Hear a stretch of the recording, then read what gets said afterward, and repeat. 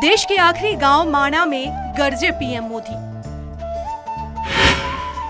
25 साल पुरानी यादों को किया ताजा। सीमा पर बसा हर गांव देश का पहला गांव। पीएम मोदी ने बद्रीनाथ धाम में भगवान बद्री विशाल के दर्शन पूजन करने के बाद माणा गांव पहुंचे। पीएम मोदी ने सीमावर्ती गांव विकास कार्यक्रम योजना की समीक्षा की और 2 सड़क, 2 रोपवे परियोजनाओं का शिलान्यास किया। उन्होंने जनसभा को संबोधित करते हुए कहा कि बाबा केदार और बद्री विशाल के दर्शन करके मन प्रसन्न हो गया, जीवन धन्य हो गया। माणा गांव भारत के अंतिम गांव के रूप में जाना जाता है, लेकिन मेरे लिए सीमा पर बसा हर गांव देश का पहला गांव है। पीएम मोदी ने आगे कहा कि हरी भरी पहाड़ियों पर रेलगाड़ी की आवाज उत्तराखंड के विकास की नई गाथा लिखेगी। बाइट।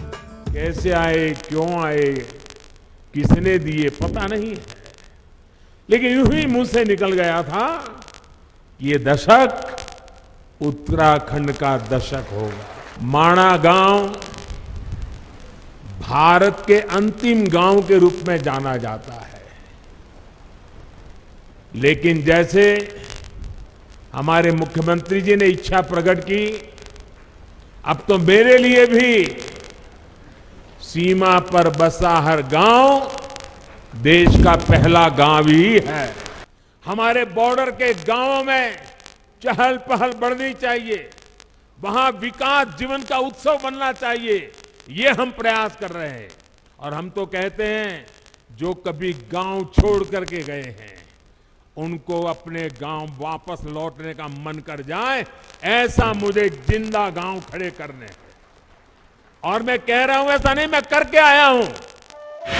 देश के अंतिम गांव में भी हो रहा डिजिटल पेमेंट। यात्रा खर्च के 5% भाग से स्थानीय उत्पाद जरूर खरीदें। विकास और आस्था का केंद्र बन रही देवभूमि। रोपवे का कार्य समय पर और सुरक्षित ढंग से पूरा हो। ये दशक उत्तराखंड का दशक होगा। पहले की सरकारें होती तो शायद अब तक कोरोना वैक्सीन नहीं आती। पीएम मोदी ने विपक्ष पर निशाना साधते हुए कहा कि कुछ लोगों को प्रगति का हर काम अपराध की तरह लगता है। कुछ लोग प्रगति के कार्यों को तराजू पर तौलते हैं। ऐसे लोग अपनी विरासत से विद्वेष रखते हैं। पहले देश में अपनी ही संस्कृति को लेकर हीन भावना थी, लेकिन अब केदारनाथ, बद्रीनाथ, हेमकुंड साहिब, काशी, उज्जैन, अयोध्या जैसे श्रद्धा के केंद्र अपनी भव्यता को दर्शा रहे हैं। देश में अब गुलामी की मानसिकता को खत्म करने की जरूरत है, क्योंकि हमारे देश को गुलामी की मानसिकता ने ऐसा जकड़ा हुआ है कि प्रगति का हर कार्य कुछ लोगों को अपराध की तरह लगता है। या तो गुलामी के तराजू से प्रगति के काम को तोला जाता है। इसलिए लंबे समय तक हमारे यहां अपने आस्था स्थलों के विकास को लेकर एक नफरत का भाव रहा। विदेशों में वहां की संस्कृति से जुड़े स्थानों की ये लोग तारीफ करते करते नहीं थकते, लेकिन भारत में इस प्रकार के काम को हेय दृष्टि से देखा जाता था।